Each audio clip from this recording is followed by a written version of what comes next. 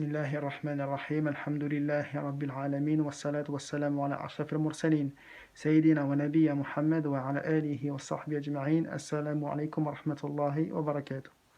Aujourd'hui, mes chers frères et sœurs, je vais parler d'un grand péché qui, lorsqu'il est commis par la personne, cette personne est exposée au danger dans la vie de ce bas monde et de dunya. Et c'est un péché qui est nuisible dans la santé de l'être humain et l'insan. Et à nous de remercier Allah tabaraka wa ta'ala de nous avoir guidés à la religion de l'islam, qui est l'un des plus grands des bienfaits qu'Allah ta'ala aurait pu nous accorder. Le fait qu'il nous ait guidés vers cette grande religion. Sachez, mes chers frères et sœurs, que lorsqu'Allah tabaraka wa ta'ala interdit une chose, cette chose, lorsqu'elle est interdite, c'est suivant la sagesse absolue d'Allah Jalla wa ala. Car c'est lui qui crée, et c'est lui qui connaît sa création. Allah nous dit Alla ya'lamu man khalaq, ne connaît-il pas ce qu'il a créé, wa huwa al-latif al-khabir, alors que c'est lui le compatissant et le parfaitement connaisseur. Donc lorsqu'il autorise une chose, personne ne peut se permettre de l'interdire. Et lorsqu'il interdit une chose, personne ne peut se permettre de l'autoriser, ou de déclarer que cette chose est une chose licite, ou de déclarer que cette chose est utile aux gens. Car lorsqu'Allah interdit une chose, c'est lui qui sait ce qui est utile pour l'être humain, et ce qui lui est nuisible. Donc lorsqu'il interdit une chose, c'est que cette chose-là n'est pas utile pour l'insan. Et tous ceux qui prétendraient le contraire auraient certes menti vis-à-vis d'Allah Jalla wa ala. Et parmi ce qu'Allah interdit, les mauvaises choses. Les mauvaises choses en général. Tout ce qui est mauvais, Allah l'interdit. Et Allah Ta'ala nous dit dans le Coran الذين يتبعون الرسول النبي الأمي الذي يجدونه مكتوبا عندهم في التوراة والإنجيل يأمرهم بالمعروف وينهاهم عن المنكر ويحل لهم الطيبات ويحرم عليهم الخبائث. Donc la traduction en français,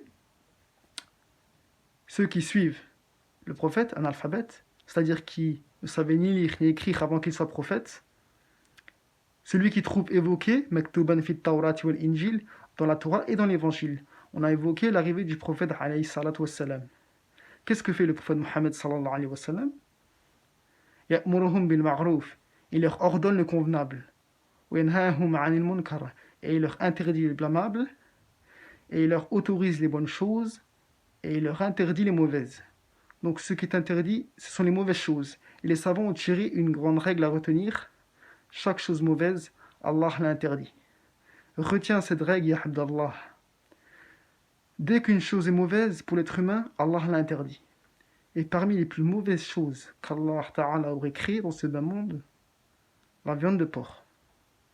Les textes religieux sont venus d'une façon claire et explicite, afin de montrer et d'avertir quant à l'interdiction de la consommation de la viande de porc.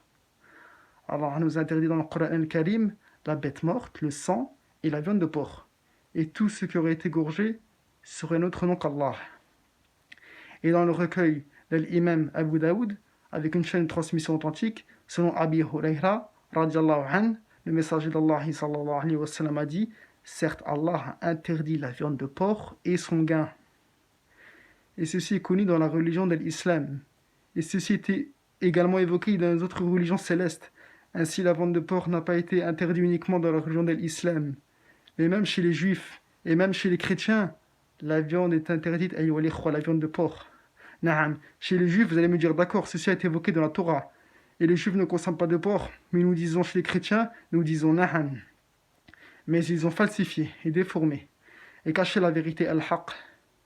Et la preuve à tout cela, un jour parmi les signes de la fin du monde, Isa ibn Maryam, c'est-à-dire Jésus, fils de Marie, descendra. Et il a été évoqué qu'il cassera la croix, tuera le porc al-khanzir. Pourquoi? Pour montrer aux gens qui ont prétendu que le porc est licite, qu'il est en réalité illicite, donc haram. Pour montrer aux gens que cette viande ne peut pas être une nourriture pour l'être humain. Allah nous a créé beaucoup d'animaux pour nous. Il a créé les vaches, il a créé les chèvres et les moutons et les brebis, il a créé les chameaux et les oiseaux et les poissons. Pourquoi est-ce que le porc a été spécifié? Pourquoi est-ce que uniquement le porc a été évoqué comme étant interdit et impur? Nous disons, le porc n'est pas comme les autres animaux. Le porc, il est particulier. Le porc, c'est un animal qui mange tout sur son passage. Il mange tout ce qu'on lui propose. Il est capable même de manger ses propres excréments. Le porc, c'est un animal qui mange, qui boit, qui urine et qui défèque dans le même endroit. Et il va même s'accoupler avec sa femelle dans le même endroit. Tout ceci sont des caractéristiques qui montrent la sagesse d'Allah quant à son interdiction. Et une question peut se poser, pourquoi alors Allah a créé le porc s'il nous l'interdit? Les savants ont répondu à cette question. Allah a créé le porc en tant qu'épreuve, en tant que test, pour voir qu'est-ce qui va suivre la recommandation, l'ordre et l'interdiction d'Allah Jalla wa Ala. Parmi les maladies mortelles que cause la consommation de la viande de porc, la grippe porcine, la fièvre japonaise, des maladies touchant le cerveau, des maladies sanguines et également le ténia. Concernant la consommation de la viande de porc, malheureusement certains musulmans se sont permis d'y tomber. Et certains parmi ceux qui n'en consomment pas ne regardent pas ce que consomment leurs enfants dans les cantines. Et à ce moment-là, ils ont trahi le dépôt qu'Allah Jalla wa Ala leur a confié.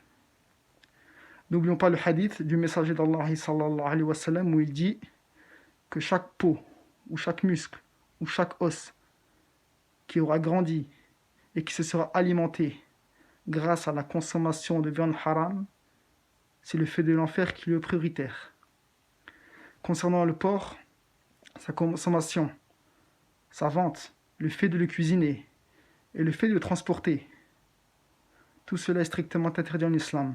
Concernant le porc sauvage, c'est-à-dire le sanglier, il est interdit de le chasser et de le consommer. Cette viande n'apportera que du mal dans la vie de ce bas monde et de dunya et dans de la al-akhirah. Sur ce, je vous dis à très bientôt, Inch'Allah. Subhanakallah bihamdik. Ashhadu an la ilaha illa ant. Astaghfiruka wa atubu ilayk. Subhana rabbika rabbil izzati amma yasifun. Wa salamun ala al-mursalin. Walhamdulillahi rabbil alamin.